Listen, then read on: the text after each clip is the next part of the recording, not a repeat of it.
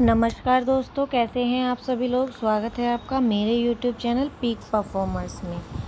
तो देखिए दोस्तों, काफ़ी टाइम से मेरा शेड्यूल बिज़ी चल रहा था तो मैं वीडियो नहीं डाल पाई थी और एग्ज़ाम की भी डेट पीछे हट गई है, पोस्टपोन हो गई है। अभी कोई नई डेट आई नहीं है, लेकिन हमें अपनी तैयारी को जारी रखना है। और आज हम तैयारी कर रहे हैं टीजीटी पीजीटी की पॉलिटिकल साइंस। और पॉलिटिकल साइंस में क्वेश्चन नंबर 1 है हमारी स्क्रीन पर। राजनीति शास्त्र के पिता माने जाते हैं। ऑप्शन है सुकरात, अरस्तु, चाणक्य, कार्ल मार्क्स। तो राजनीति शास्त्र के पिता माने जाते हैं तो राइट ऑप्शन है हमारा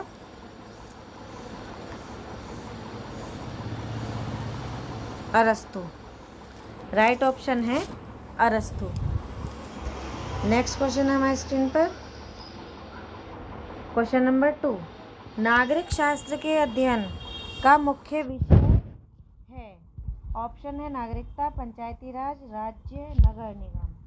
तो इसका राइट आंसर है नागरिकता। नागरिक शास्त्र के अध्ययन का मुख्य विषय है नागरिकता। नागरिक शास्त्र के अध्ययन का मुख्य विषय नागरिकता क्यों है? क्योंकि नागरिकता से तात्पर्य एक ऐसी स्थिति से है जिसके अंतर्गत व्यक्ति किसी राजनीतिक समुदाय का पूर्ण और जवाबदेह सदस्य होता है तथा सार्वजनिक कार्यों में भाग लेता है। नेक्स्ट क्वेश्चन है मेरे स्क्रीन पर। क्वेश्चन नंबर 3, निम्नलिखित में से कौन कल्याणकारी राज्य का समर्थक था? ऑप्शन है Lenin, Bentham, Jawaharlal Nehru, J S. Mill. तो इसका राइट आंसर है जवाहरलाल नेहरू। प्रश्नगत विकल्पों में जवाहरलाल नेहरू कल्याणकारी राज्य के समर्थक थे, जबकि नेहरू का झुकाव समाजवाद की ओर अवश्य था, किंतु मिश्रित अर्थव्यवस्था की राजनीति के साथ उन्होंने समाजवाद को वहां अपनाने का आग्रह किया जहां तक वह कल्याणकारी राज्य का साथ निभा सकते हों। तो इसका राइट आंसर है जवाहरलाल नेहरू। नेक्स्ट क्वेश्चन है हमारी स्क्रीन पर। क्वेश्चन नंबर 4, राज्य की उत्पत्ति का सबसे सही सिद्धांत है। ऑप्शन है दैवी उत्पत्ति सिद्धांत, शक्ति सिद्धांत, पैतृक सिद्धांत, विकासवादी सिद्धांत। तो इसका राइट आंसर होगा विकासवादी सिद्धांत। इसका राइट आंसर है विकासवादी सिद्धांत। विकासवादी सिद्धांत से पूर्व मानव समाज में राज्य की उत्पत्ति के बारे में मुख्यतः दैवी सिद्धांत, शक्ति सिद्धांत और पितृप्रधान तथा मातृप्रधान सिद्धांत और सामाजिक समझौते के सिद्धांत प्रचलित थे। परंतु जब राज्य की उत्पत्ति की व्याख्या के रूप में इनमें से किसी को भी स्वीकार नहीं किया जा सकता था, तो प्राय सभी लेखकों द्वारा राज्य के उत्पत्ति के विकासवादी सिद्धांत को स्वीकार किया गया है और यह सिद्धांत राज्य की उत्पत्ति का सबसे प्रामाणिक सिद्धांत माना जाता है।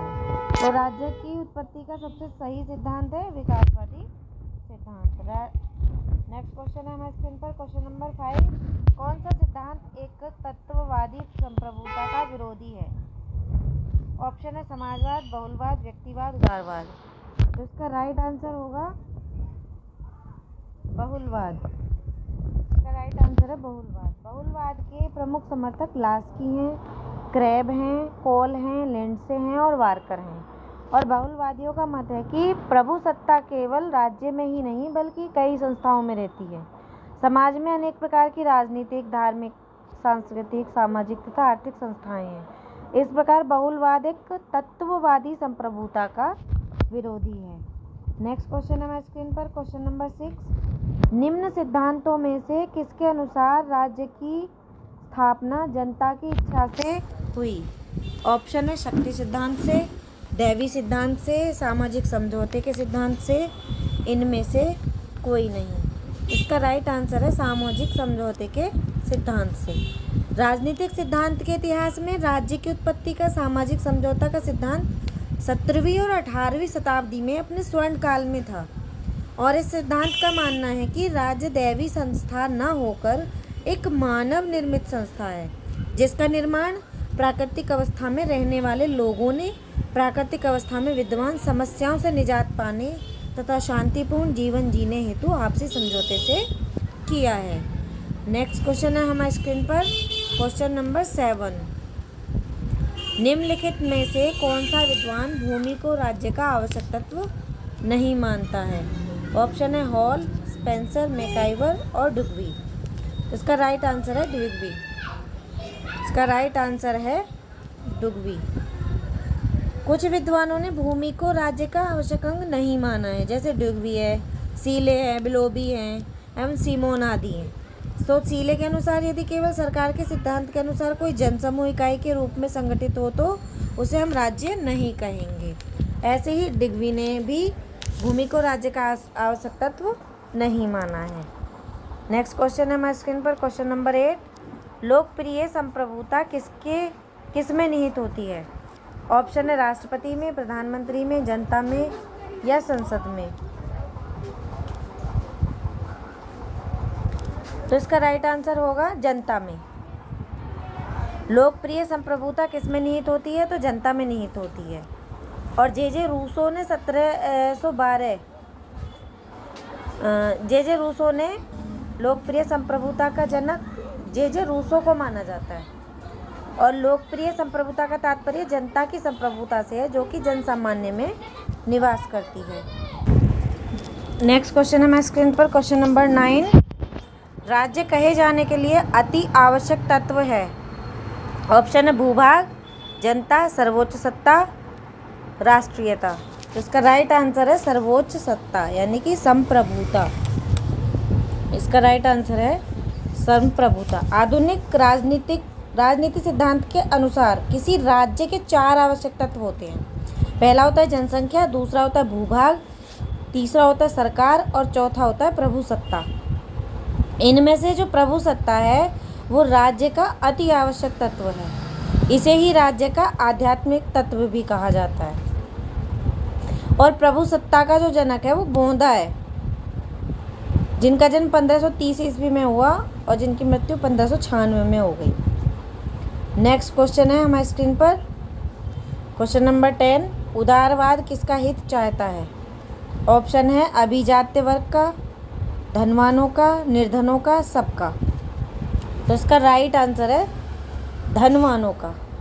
इसका राइट आंसर धनवानों का। उदारवाद धनवानों का हित चाहता है। यह मानव को उत्पादन, विनिमय, वितरण या व्यापार व्यवसाय करने, संपत्ति रखने तथा विक्रय की पूरी स्वतंत्रता देता है, और जिससे पूंजीवाद को प्रोत्साहन मिलता है, यानी कि धनवानों को प्रोत्साहन मिलता है। तो इसका राइट आंसर है धनवानों को। नेक्स्ट क्वेश्चन है हमारे स्क्रीन पर, क्वेश्चन नंबर 11। फासीवाद विश्वास करता है कि ऑप्शन है राज्य दल से श्रेष्ठ है, दल राज्य से श्रेष्ठ है, राज्य और दल दोनों एक दूसरे से अलग हैं, राज्य और दल एक ही हैं। तो इसका राइट आंसर है राज्य दल से श्रेष्ठ है। फासीवाद दल की तुलना में राज्य को महत्वपूर्ण माना है और इसका मानना है कि राज्य सर्वशक्तिशाली संगठन है। राज्य के बाहर राज्य के विरुद्ध कोई अधिकार नहीं होता है और राज्य कभी गलत नहीं कर सकता है। तो इसमें सारे अधिकार राज्य के होते हैं और जनता का कोई अधिकार नहीं होता। तो इसका राइट आंसर है राज्य दल से श्रेष्ठ है। नेक्स्ट क्वेश्चन है हमारे स्क्रीन पर, क्वेश्चन नंबर 12। भाषण की स्वतंत्रता के शासन के लिए आवश्यक है। ऑप्शन है लोकतंत्र, अधिनायकवाद, राजतंत्र और वर्गतंत्र। तो इसका राइट आंसर है लोकतंत्र। इसका राइट आंसर है लोकतंत्र।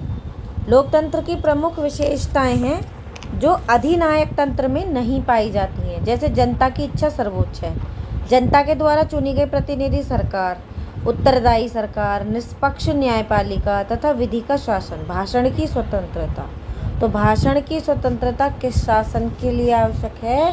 तो वो लोकतंत्र के लिए आवश्यक है। नेक्स्ट क्वेश्चन है हमारे स्क्रीन पर, question number 13।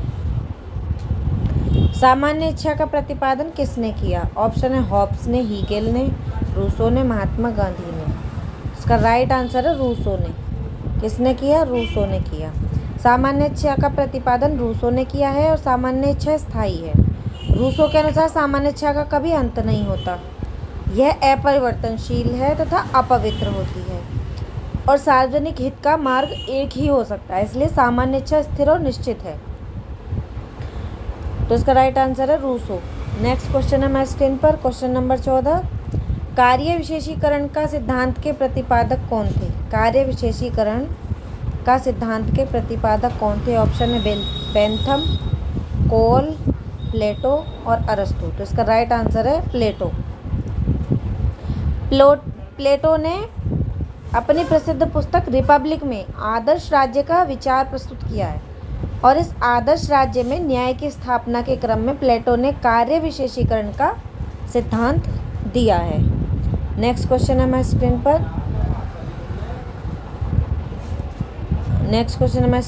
Question number 15। Leviathan के लेखक हैं। ऑप्शन है अरस्तु, मैकियावेली, हॉब्स, बोधा। तो इसका राइट आंसर है हॉब्स। लेवियाथन के लेखक कौन है? हॉब्स। हॉब्स का समय इंग्लैंड के इतिहास में अत्यंत आवेशपूर्ण घटना चक्र का काल था। इन्होंने 1649 में राजतंत्र की जगह गणतंत्र की स्थापना की और 11 वर्ष बाद पुनः राजतंत्र की स्थापना की। हॉब्स ने अपनी पुस्तक लेवियाथन में शक्तिशाली सरकार की चर्चा की है। तो लेवियाथन के लेखक कौन है? हॉब्स। तो इसी के साथ वीडियो यहीं समाप्त होती है। प्लीज़ चैनल को सब्सक्राइब कर दीजिएगा और वीडियो को लाइक शेयर कर दीजिएगा। धन्यवाद।